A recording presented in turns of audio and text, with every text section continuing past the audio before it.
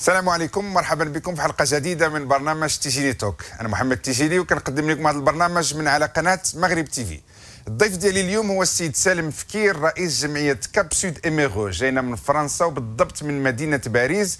هو رئيس ديال هذه الجمعية اللي كتهتم بالمشاكل ديال الجالية المغربية هنايا في اوروبا او لا في المغرب. غادي نتعرفوا هذا الشيء اكثر مع الضيف ديالنا. بونسوار سي سالم فكير. Bonsoir monsieur Tijini. Alors je disais que vous êtes le président de Cap Sud MRE, une association qui travaille sur les problématiques des MRE. Vous nous venez de France, de Paris exactement. Tout à fait. Marhaba bikoum de Bruxelles. Bah écoutez, merci en tous les cas de votre accueil. Et puis encore une fois, je vous félicite pour votre émission qui est très bien vue et que nous regardons et que nous observons à chaque fois. Alors Salem Fkir, Cap Sud MRE, on va commencer d'abord par votre association que vous présidez. Parlez-nous un peu de cette Cap Sud MRE. Bah, tout simplement, cette association est née suite au discours de Sa Majesté en 2011, lorsque la nouvelle constitution est arrivée. Et on s'est dit qu'en tant que Marocains résidant à l'étranger, qui résidons aussi au Maroc, puisqu'on est une bande de copains, d'amis, chefs d'entreprise, qui avons décidé de vivre à la fois au Maroc et à la fois en France, bah, écoutez, de prendre notre destin en main, puisque Sa Majesté nous a dit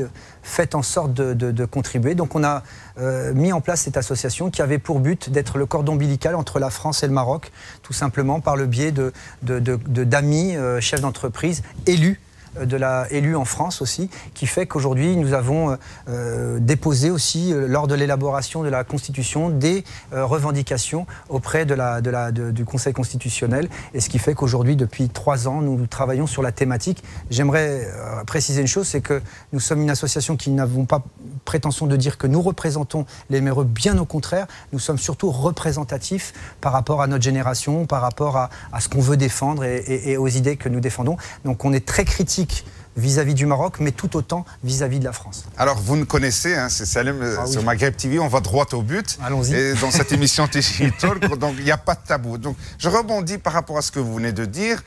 Vous êtes créé après le discours de Sa Majesté, mais on sait très bien au Maroc, entre ce que dit Sa Majesté, entre ce que veut Sa Majesté et entre ce que fait les gouvernements ou ce que font les gouvernements successifs et ce qui est fait sur le terrain, il y a un grand fossé, une grande différence. Alors justement, c'est peut-être aussi pour ça qu'on s'est autant engagé avec mes amis et puis avec ces élus de la diversité que nous sommes en France, puisque ce sont aussi des politiques en France, et on connaît un peu les rouages de la politique en France, et on s'est dit qu'à un moment donné, il serait peut-être intéressant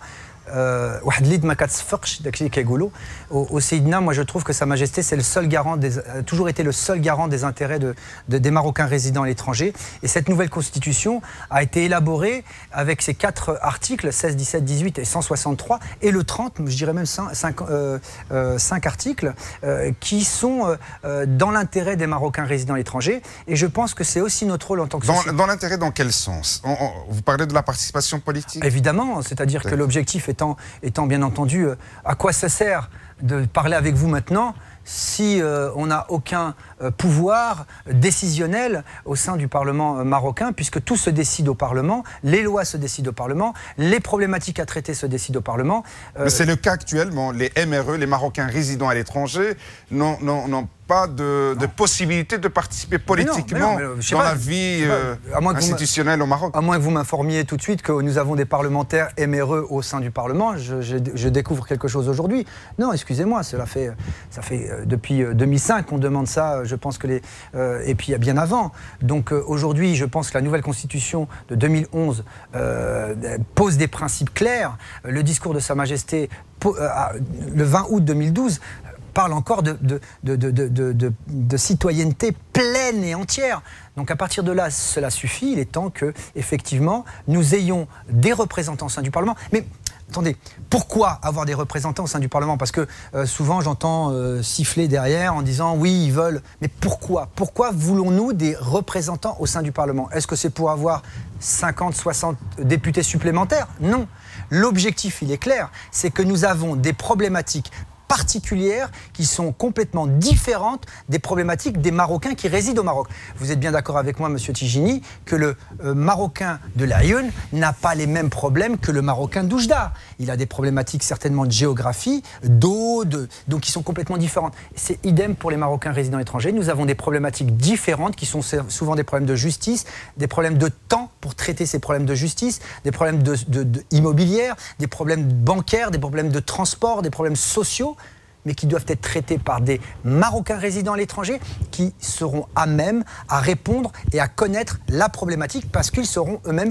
Et puis au-delà de ça, c'est comme vous venez de le rappeler, c'est une question de citoyenneté pleine et entière. Alors, soit on est citoyen marocain ça, à 100%, alors ça, ou on ne l'est pas. Alors ça, c'est le deuxième point, on est bien d'accord. Parce que, non, pourquoi je me suis permis de commencer par ça? Parce qu'on est toujours en train de dire « Ajbra ou Ajbra le Barnaman, Ajbra le Barnaman ou Bra le Blassa ». Brina le Blassa pour avoir le Blassa, Brina le Blassa pour que des gens parlent pour nous. Voilà, ça, à partir de là, on a déjà résolu ce problème-là. Et après, on parle de patriotisme, de citoyenneté. Je pense que le Marocain résident à l'étranger n'a plus à prouver son attachement à la nation. Je pense plus. Je pense que mon père l'a prouvé, mon grand-père l'a prouvé. Moi, j'essaye de le prouver et mes enfants sont derrière. Donc, à un moment donné, ça suffit. Je pense que le patriotisme, nous l'avons. Nous disons, en tant que franco-marocains, nous disons à nos jeunes des quartiers, allez voter, soyez citoyens en France, par exemple, parce que la citoyenneté est un élément essentiel à l'appartenance d'une nation, parce que nous payons des impôts, parce que nous y vivons. Et il est quand même incroyable que les nations, nos nations d'où nous sommes natifs, nous donnent cette possibilité, où on a cette possibilité-là, et notre pays d'origine ne nous le permet pas encore. Nos pays d'origine auxquels nous appartenons, nous avons cette double citoyenneté. Donc, on est marocain, comme on est belge, comme je suis belge dans mon cas, comme vous êtes français dans votre cas. Je ne veux même pas en parler de ça. Je veux dire, ça me paraît tellement... Non, mais parce que je sais très bien compris. Parce que parfois, certains se revendiquent comme étant d'origine marocaine, alors qu'on est belge, français et marocain aussi. Ah oui, mais... Donc il n'y a pas lieu de le cacher, il ne faut pas avoir honte de ça. Mais, alors je vais vous dire, on est en train de se battre pourquoi, monsieur Tigini? On se bat pourquoi? Pourquoi nous demandons cette participation politique? C'est parce que nous sommes foncièrement marocains. Mais pourquoi nous voulons cette participation politique? C'est que les générations d'après ne coupent pas le cordon ombilical. Car aujourd'hui, il y a un délitement du rapprochement des 3e et 4e générations. Et aujourd'hui, la seule manière, et une des manières les plus évidentes et les plus importantes, c'est celle d'aller déposer un bulletin dans une urne qui dit « Oui, je suis citoyen d'une nation ». Très bien. Alors, pourquoi ça ne se passe pas? Puisqu'on est d'accord sur le principe, puisqu'on est d'accord sur le but et les objectifs, alors pourquoi au Maroc, certains, on va les nommer, hein, M. Salem, vous êtes là pour ça. On ne va pas parler des personnes, mais on va parler des institutions. Nommez-les. Certains nous refusent cette participation pleine et entière dans la vie de notre pays. Oui. Pourquoi ça ne marche pas? Écoutez, pourquoi? Moi, je ne peux pas savoir pourquoi, parce que moi, quand je lis encore... le discours de Sa Majesté, je veux dire, c'est clair, je veux dire, il y a pas de...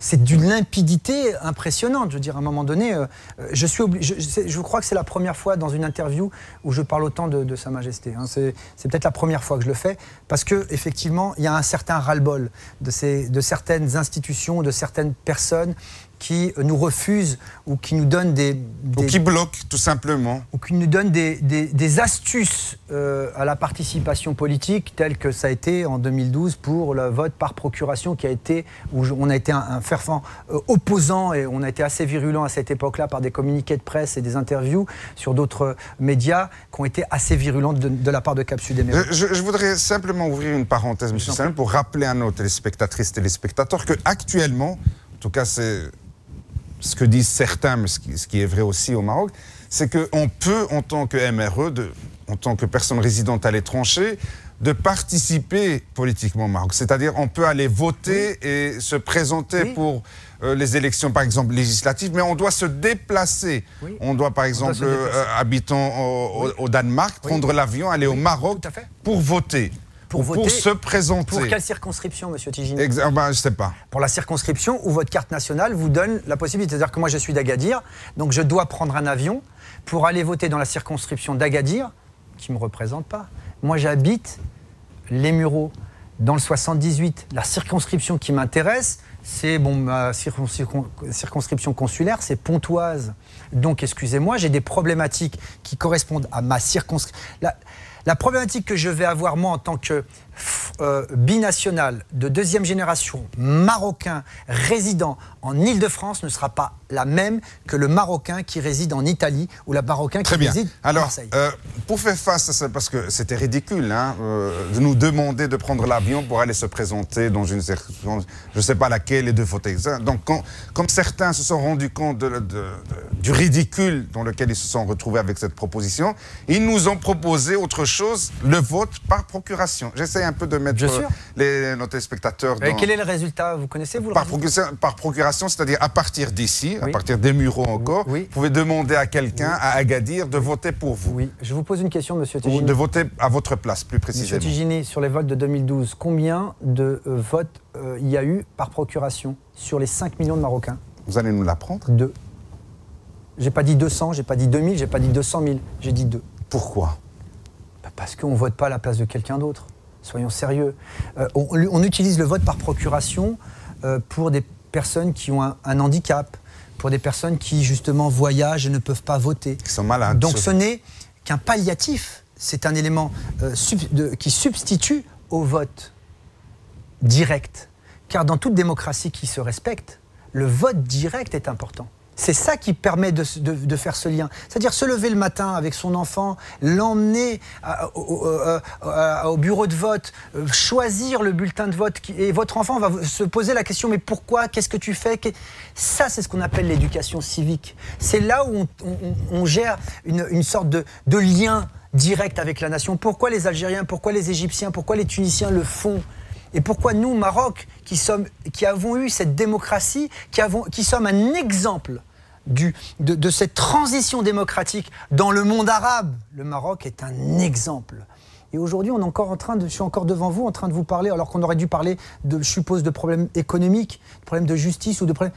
On est en train de parler comment on va voter. Je trouve que là, on a dépassé les limites de la décence démocratique et citoyenne. Alors pour perfectionner notre modèle démocratique, comme vous venez de le qualifier, comment faire? Pourquoi certains essaient de nous priver de ce droit constitutionnel, M. Salem? Je crois que ces personnes dont vous évoquez ont un avantage que vous n'avez ni vous ni moi. Celui du temps, des moyens et du lieu. Le Parlement est à Rabat, il réside à Rabat. Ils ont les moyens financiers qui leur permettent de pouvoir effectuer ce dont ils ont besoin, c'est-à-dire sans vous êtes obligé de travailler, je suis obligé de travailler, donc on ne peut pas être permanent à faire du lobbying. Et ces gens ont cette capacité justement aujourd'hui de faire du lobbying contre-productif pour le Maroc. Pour le Maroc, parce que là on parle de patriotisme. Empêcher un citoyen de vivre sa citoyenneté politique, c'est être antipatriotique. On est en train de parler de certaines personnes ou de certaines institutions qui sont censées nous défendre.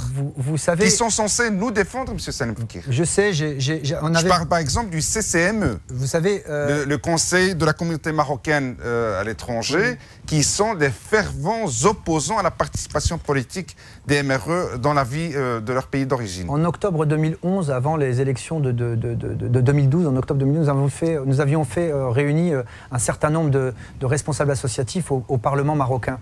Et certains responsables de cette institution ont dit que nous étions qu'une petite poignée d'excités responsables associatifs qui ne représentons pas la majorité des Marocains résidant à l'étranger. Déjà, nous n'avions pas cette prétention-là. Nous étions que 120 associations, mais de différentes nations, de toute l'Europe. Il y avait l'Espagne, il y avait la Hollande avec M. Mdbi, il y avait beaucoup de représentants. Et nous n'avions pas cette prétention-là. Mais nous étions représentatifs.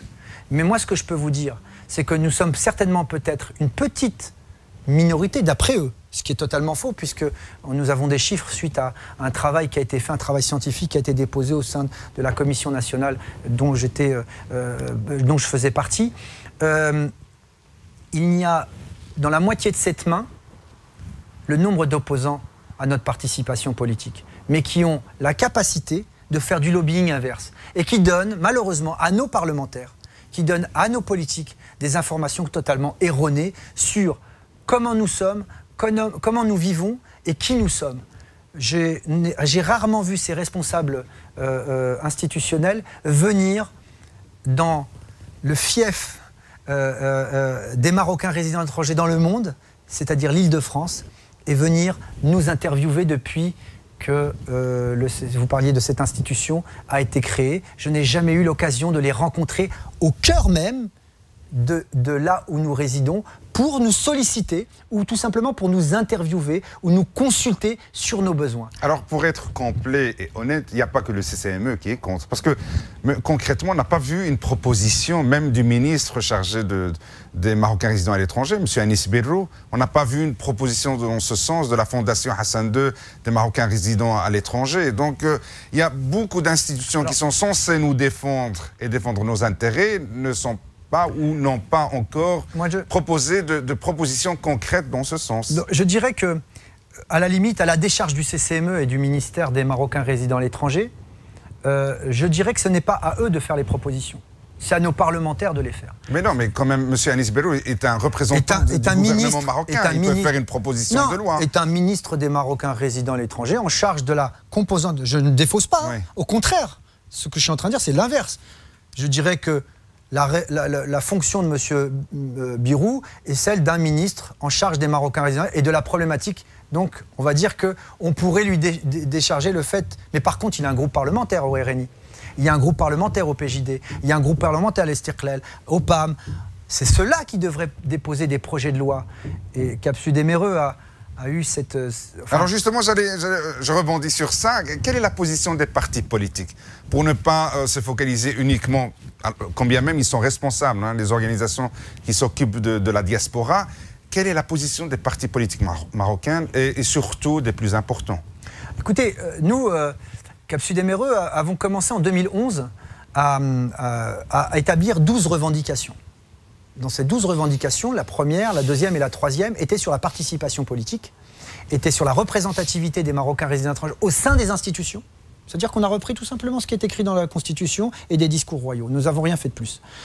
Nous avons demandé à ce que des Marocains résidant à l'étranger travaillent dans les consulats, travaillent dans les ambassades et surtout que nous puissions avoir des circonscriptions et des parlementaires proportionnels au nombre de Marocains résidents étrangers résidant à l'étranger. C'est-à-dire que nous sommes évalués à 5 millions, ce qui représente à peu près 15% de la population. Nous disons aujourd'hui, il faut minimum entre 50 et 60 parlementaires supplémentaires, pas en moins de ce qui est aujourd'hui, puisqu'aujourd'hui, la représentativité parlementaire, elle est pour les Marocains nationaux.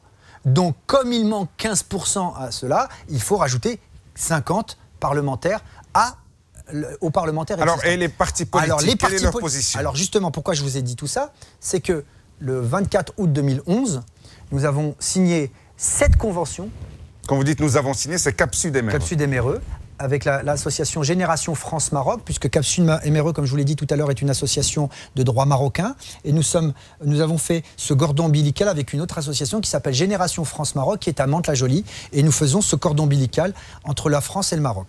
De façon à ce que ce que nous demandons au Maroc, nous le demandons en France par le biais de GFM.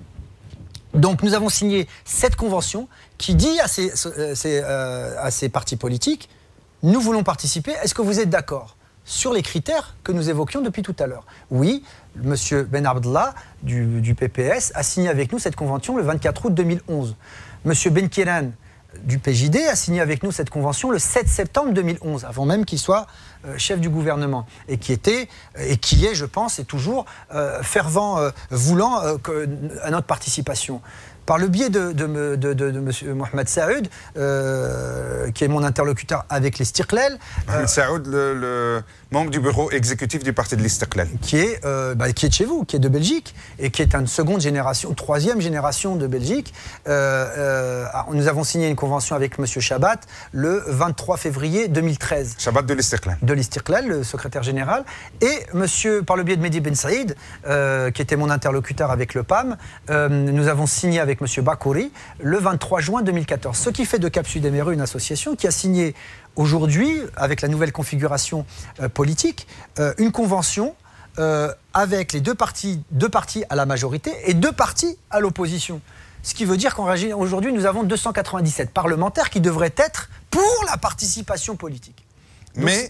Donc, c'est donc pour cela que nous ne cessons de les harceler, puisque aujourd'hui on peut... Mais alors comment vous expliquez que ces partis ont signé avec vous une convention, mais qu'en réalité...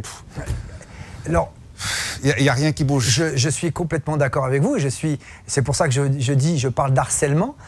Nous ne cessons de les rappeler à l'ordre, d'envoyer des propositions, de faire en sorte de se déplacer, de leur dire... Alors, à chaque fois, effectivement, on nous dit « ça va se faire, vous inquiétez pas, ça va se faire », sauf qu'aujourd'hui, ça ne se fait pas. Alors, je rappelle que j'ai interviewé M. Abdel Abdelkarim quelques jours avant les dernières élections législatives, donc avant qu'il ne devienne premier chef du gouvernement marocain. Il était secrétaire général de son parti PJD, et je lui ai demandé quel est son avis par rapport à sa position sur la participation politique des MRE, et il m'a dit qu'il était favorable. Alors, je lui ai dit « mais pourquoi vous n'aviez pas fait aboutir ça au Parlement ?» Il m'a dit parce qu'on est... Et à l'époque, ils étaient toujours un parti d'opposition, faisant partie des partis de l'opposition. Donc, il ne savait pas imposer cette participation politique, et il nous a promis dans une interview qu'il allait le faire une fois ou s'il faisait partie des partis de la majorité. Aujourd'hui, il est chef du gouvernement et on ne voit toujours rien. Alors, moi, ce que je dis... Vous avez totalement raison, c'est parce que ce que vous avez dit, je lui ai dit aussi, de la même manière, il y a plusieurs reprises. Mais néanmoins, on va dire que là, actuellement, il y a quand même 3 partis politiques qui ont déposé des propositions de loi. Qui sont l'Istiqlal, l'USFP et le PJD, si je ne me trompe pas. Tout à fait. Donc ces 3 partis politiques, aujourd'hui, ont fait des propositions, chose qu'il n'y avait pas encore. Ouais. Donc moi, je pense qu'aujourd'hui, et des associations de France... Est-ce qu'ils ne sont pas en train de gagner du temps? Parce que concrètement, il n'y a rien qui bouge, à part le dépôt. C'est juste peut-être pour gagner du temps. Et il reste 2 ans pour... je ne pense pas. J'espère. En tous les cas, laissez-moi naïf. Laissez-moi naïf, Monsieur Tigini, puisque j'ai eu encore au téléphone dernièrement certains responsables politiques et surtout les interlocuteurs que j'ai directement, qui sont Monsieur Ben Saïd ou Monsieur Anas Doukali ou Nzal Wafi pour le PJD, parce que ce sont mes interlocuteurs directs avec le parti, ou Mohamed Saïd, où il n'y a pas de problème, qui m'ont encore une fois dit que cette fois-ci ça devrait se faire, que nous travaillons dessus, qu'ils ont entendu les revendications, qu'aujourd'hui il ne peut pas se passer, ils ne pourront pas faire autrement, c'est ce qu'il m'est dit. C'est pas, je n'engage pas Cap Sud Émereux dans ça, je vous rapporte ce qu'il m'est dit, et qu'effectivement tout sera fait en sorte avant, je pense que les discussions sur les lois organiques devraient arriver fin décembre, début janvier, si je ne me trompe pas,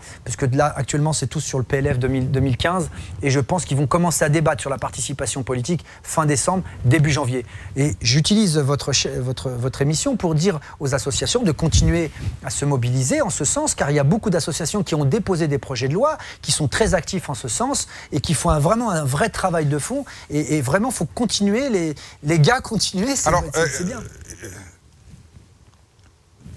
On va dire, c'est pas un rebondissement, mais c'est nouveau. Le gouvernement a déposé une proposition de loi,